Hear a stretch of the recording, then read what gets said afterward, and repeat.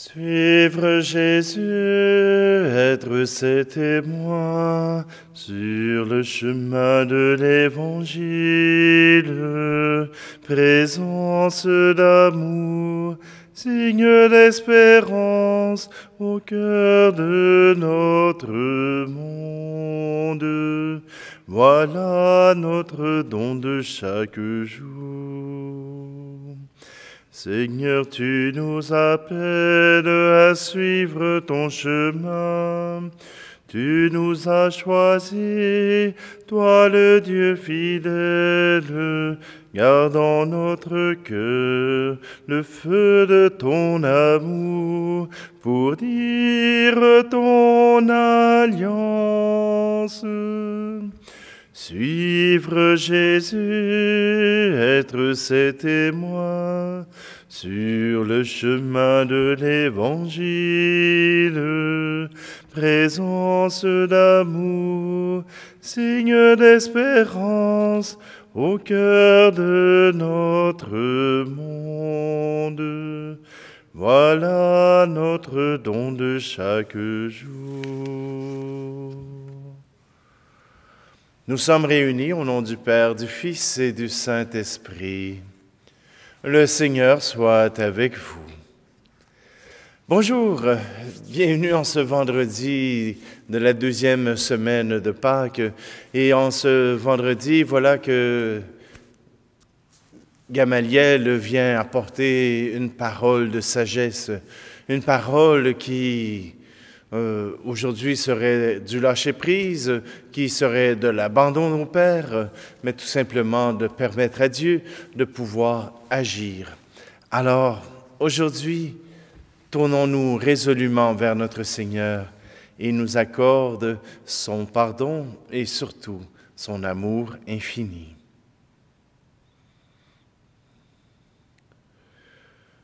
Seigneur, tu comptais sur nous pour annoncer ta parole, mais nos bonnes raisons nous entraînent au silence.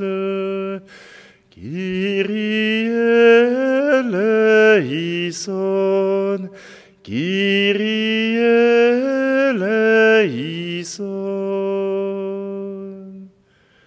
Seigneur, tu comptais sur nous pour apporter ta lumière, mais nous laissons le feu s'endormir sous la cendre.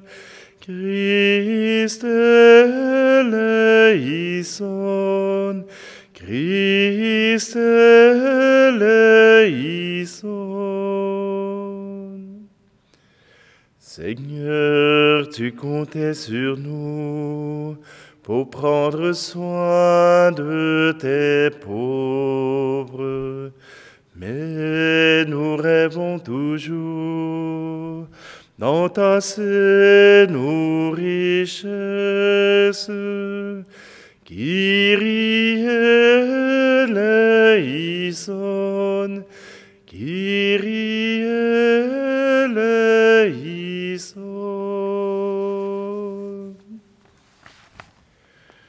Que Dieu Tout-Puissant nous fasse miséricorde, qu'il nous pardonne nos péchés, nous conduise à la vie éternelle. Amen. Prions. Seigneur Dieu, espérance et lumière des cœurs droits, nous t'en supplions humblement. Accorde-nous de t'offrir une prière digne de toi et de toujours te glorifier par le service de la louange, par Jésus-Christ, ton Fils, notre Seigneur, qui vit et règne avec toi dans l'unité du Saint-Esprit, Dieu pour les siècles des siècles. Amen. Lecture du livre des Actes des Apôtres. En ces jours-là, comme les apôtres étaient en train de comparaître devant le Conseil suprême, intervint un pharisien nommé Gamaliel, docteur de la loi, qui était honoré par tout le peuple. Il ordonna de les faire sortir un instant. Puis il dit, « Vous êtes Israélites, prenez garde à ce que vous allez faire à ces gens-là. » Il y a un certain temps se leva Teudas, qui prétendait être quelqu'un, et à qui se rallièrent 400 hommes environ. Il a été supprimé, et tous ses partisans ont été mis en déroute et réduits à rien. Après lui, à l'époque du recensement, se leva Judas le Galiléen, qui a entraîné beaucoup de monde derrière lui.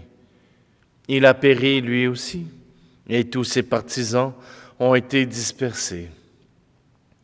Eh bien, dans les circonstances présentes, je vous le dis, ne vous occupez plus de ces gens-là, laissez-les. En effet, si leur résolution ou leur emprise vient des hommes, elle tombera. Mais si elle vient de Dieu, vous ne pourrez pas les faire tomber. Ne risquez donc pas de vous trouver en guerre contre Dieu. Les membres du conseil se laissèrent convaincre. Ils rappelèrent alors les apôtres, et après leur avoir fait fouetter, ils leur interdirent de parler au nom de Jésus. Puis ils les relâchèrent.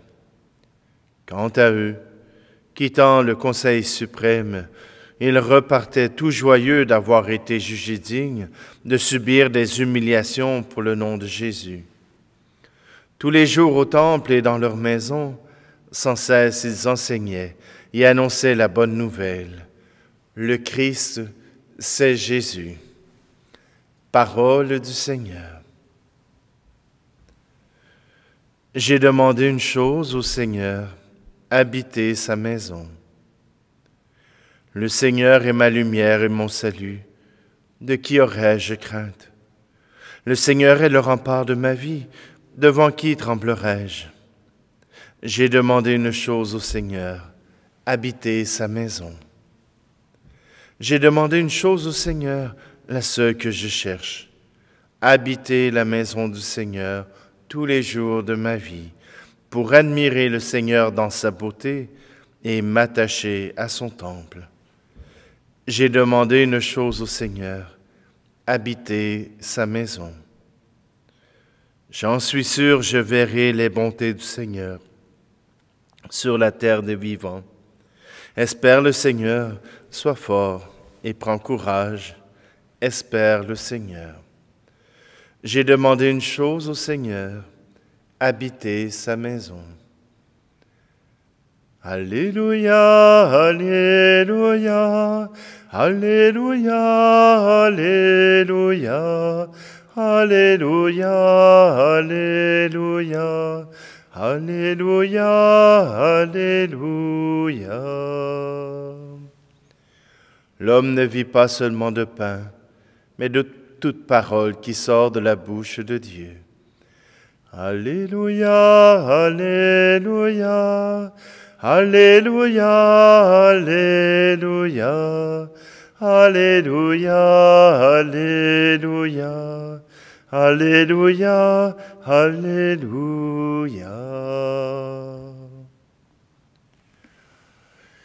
Le Seigneur soit avec vous. Évangile de Jésus-Christ selon saint Jean. En ce temps-là, Jésus passa de l'autre côté de la mer de Galilée, le lac de Tibériade. Une grande foule le suivait parce qu'elle avait vu les signes qu'il accomplissait sur les malades. Jésus gravit la montagne, et là, il était assis avec ses disciples. Or, la Pâque, la fête des Juifs, était proche. Jésus leva les yeux et vit qu'une foule nombreuse venait à lui. Il dit à Philippe, « Où pourrions-nous acheter du pain pour qu'ils aient à manger ?» Il disait cela pour le mettre à l'épreuve, car il savait bien, lui, ce qu'il allait faire. Philippe lui répondit, « Le salaire de 200 journées ne suffirait pas pour que chacun reçoive un peu de pain. » Un de ses disciples, André, le frère de Simon-Pierre, lui dit, « Il y a là un jeune garçon qui a 5 pains d'orge et 2 poissons. Mais qu'est-ce que cela pour tant de monde? Jésus dit, « Faites asseoir les gens. » Il y avait beaucoup d'herbe à cet endroit. Ils s'assirent donc au nombre d'environ 5000 hommes. Alors Jésus prit les pains, et après avoir rendu grâce, il les distribua aux convives. Il leur donna aussi du poisson, autant qu'ils en voulaient. Quand ils eurent mangé à leur faim, il dit à ses disciples, « Rassemblez les morceaux en surplus, pour que rien ne se perde. » Ils les rassemblèrent, et ils remplirent 12 paniers avec les morceaux des 5 pains d'orge, restés en surplus pour ceux qui prenaient cette nourriture. À la vue du signe que Jésus avait accompli, les gens disaient, « C'est vraiment lui, le prophète annoncé, celui qui vient dans le monde. » Mais Jésus savait qu'il allait venir l'enlever pour faire de lui le roi. Alors, de nouveau, il se retira dans la montagne, lui seul. Acclamons la parole de Dieu. C'est vraiment lui, le prophète annoncé, celui qui vient dans le monde. Voilà ce que les gens racontent après avoir mangé le pain miraculeux. Que disent les disciples après avoir été libérés, avoir été fouettés et avoir été jugés dignes de souffrir pour le Christ? Ils annonçaient la bonne nouvelle. Le Christ, c'est Jésus. Ce n'est plus uniquement le ressuscité, c'est le Christ. C'est celui qui vient accomplir la promesse de Dieu. Voilà que Saint Luc, dans les Actes des Apôtres, fait intervenir Gamaliel. Gamaliel est un grand docteur. Il a probablement formé tous ses prêtres et ses scribes. Il a même formé Saul de Tarse. Gamaliel a cet ascendant sur cette assemblée, c'est-à-dire qu'il est un érudit. Il a étudié les Écritures et voilà qu'il leur amène des arguments fort simples. Si c'est une affaire d'homme, quand Jésus meurt, tout le reste va mourir. Est-ce que Gamaliel était prêt à dire que Jésus était le Messie? Peut-être pas en public. Peut-être pas devant les docteurs, il a trouvé une autre manière de le dire. Mais déjà, s'il annonce que c'est peut-être le projet de Dieu, alors voilà que déjà pour lui, il y a probablement une conversion. Voilà que pour lui, Jésus devient le Fils de Dieu, le Christ, le Sauveur.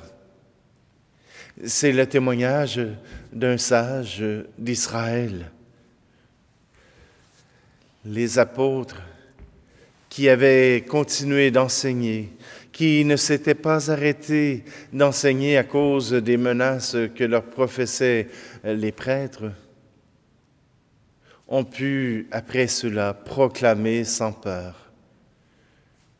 Pas tout à fait, mais qu'ils ont pu proclamer. Et ils n'ont pas arrêté. Celui que nous avons vu, celui avec qui nous avons mangé, celui qui nous a multiplié le pain, voilà qu'il est le Messie. Il est le Christ, celui qui est envoyé par Dieu. Il me semble que ça fait plusieurs fois que je vous le dis. Il me semble que ça fait plusieurs fois que je vous dis que le Christ est le Messie, que le Christ est le Sauveur, que Jésus est celui qui est envoyé par Dieu. Crois-le. Crois-le. Si ce n'est pas sur ta propre foi, crois-le sur la mienne. Oui, Jésus est le Messie. En lui, nous pouvons avoir confiance. Son message d'amour nous vient directement du Père.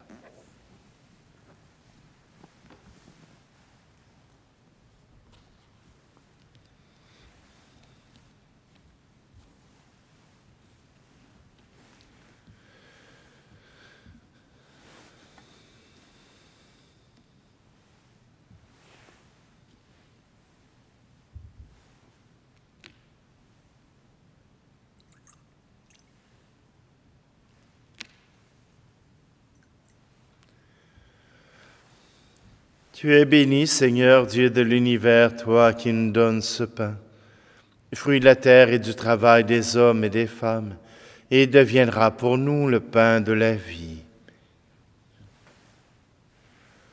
Tu es béni, Seigneur, Dieu de l'univers, toi qui nous donnes ce vin, fruit de la vigne et du travail des hommes et des femmes, et deviendra pour nous le vin du royaume éternel.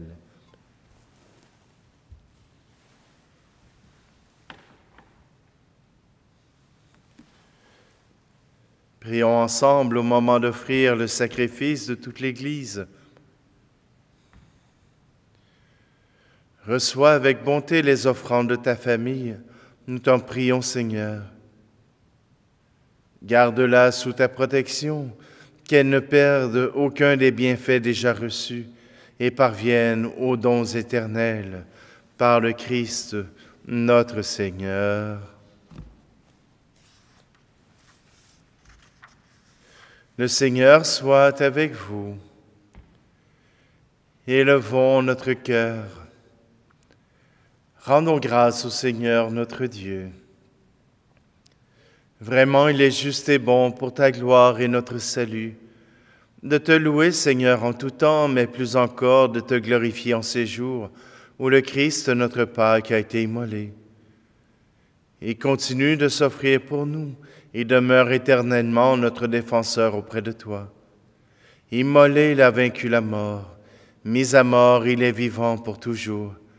C'est pourquoi la joie pascale rayonne par tout l'univers, la terre entière exulte, les puissances d'en haut et les anges dans le ciel chantent sans fin l'hymne de ta gloire. Saint Seigneur est ton nom, au plus haut dans les cieux. Béni soit celui qui vient, Jésus-Christ le Seigneur.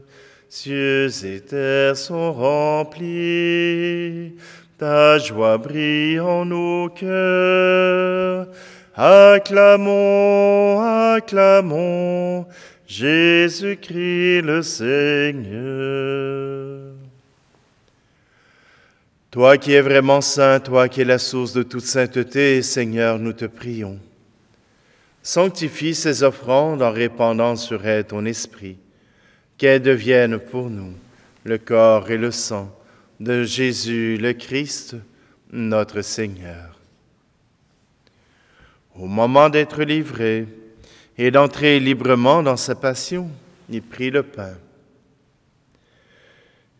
Il rendit grâce, il le rompit et le donna à ses disciples en disant : « Prenez et mangez-en tous, ceci est mon corps livré pour vous. »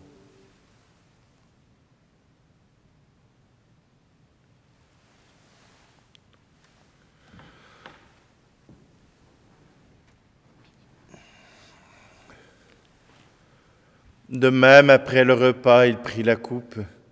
De nouveau, il rendit grâce et la donna à ses disciples en disant : « Prenez et buvez-en tous, car ceci est la coupe de mon sang, le sang de l'alliance nouvelle et éternelle, qui sera versé pour vous et pour la multitude en rémission des péchés. Vous ferez cela en mémoire de moi. »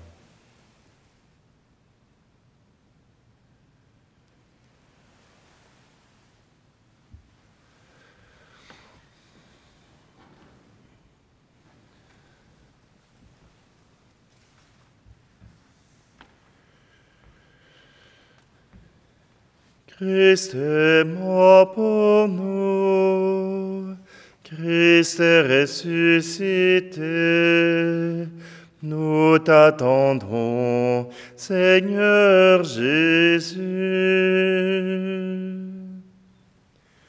En faisant ici mémoire de la mort et de la résurrection de ton Fils, nous t'offrons, Seigneur, le pain de la vie et la coupe du salut, et nous te rendons grâce car tu nous as estimés dignes de nous tenir devant toi pour te servir.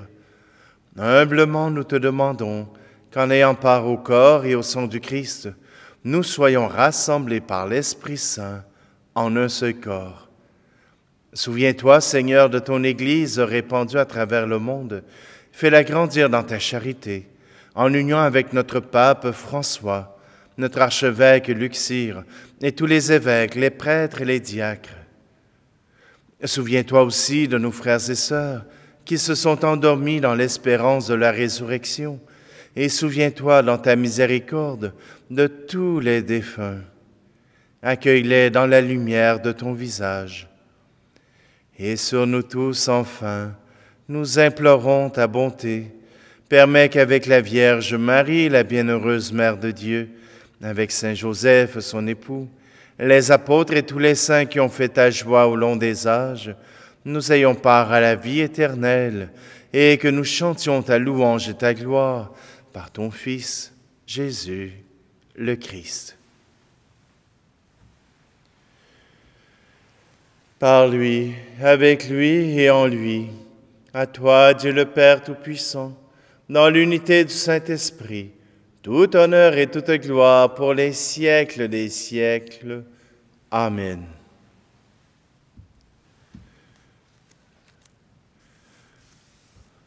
Le cœur joyeux, nous pouvons reprendre la prière des enfants de Dieu.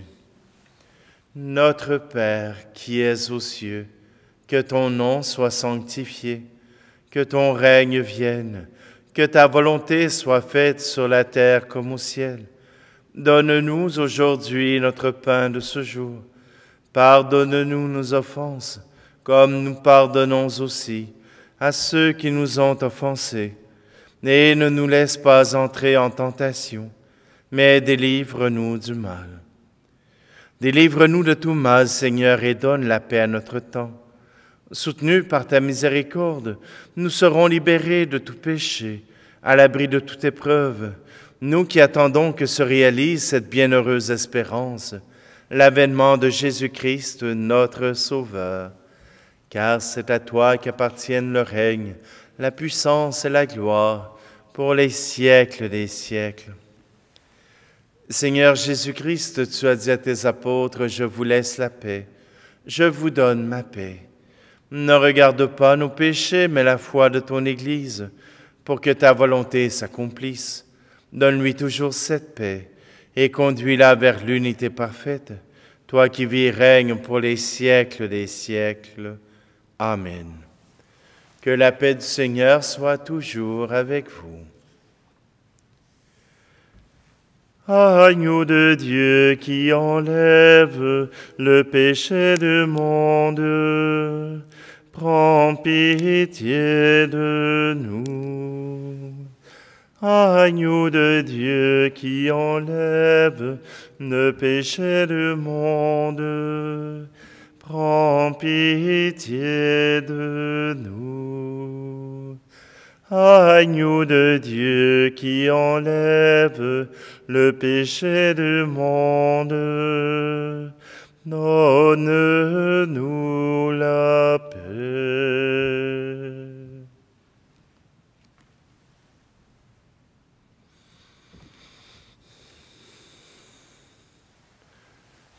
Voici Jésus, voici le Christ, l'agneau de Dieu qui enlève le péché du monde. Heureux, heureuses les invités au repas des noces de l'agneau.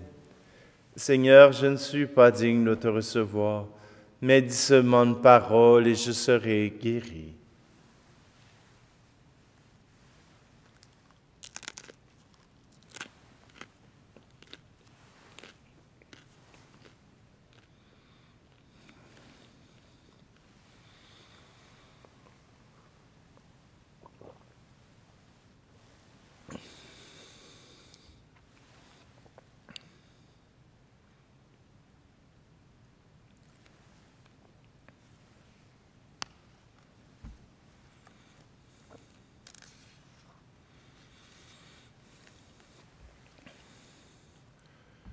Nous t'en prions, Seigneur.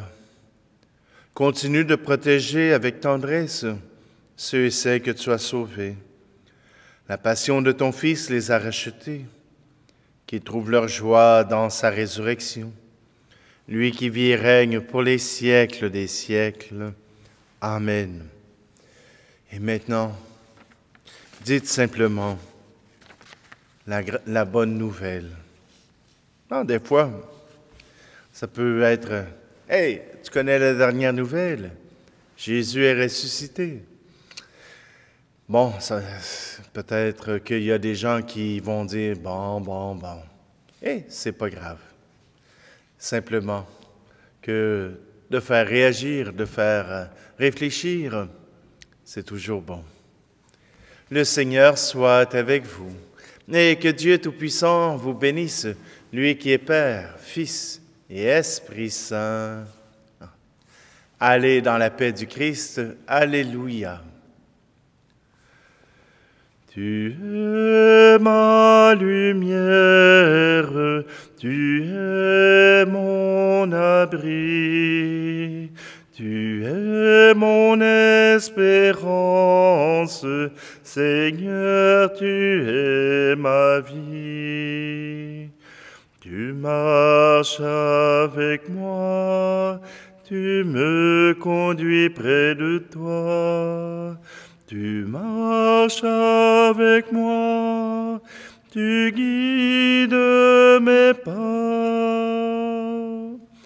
Tu es ma lumière, tu es mon abri, tu es mon espérance, Seigneur, tu es ma vie.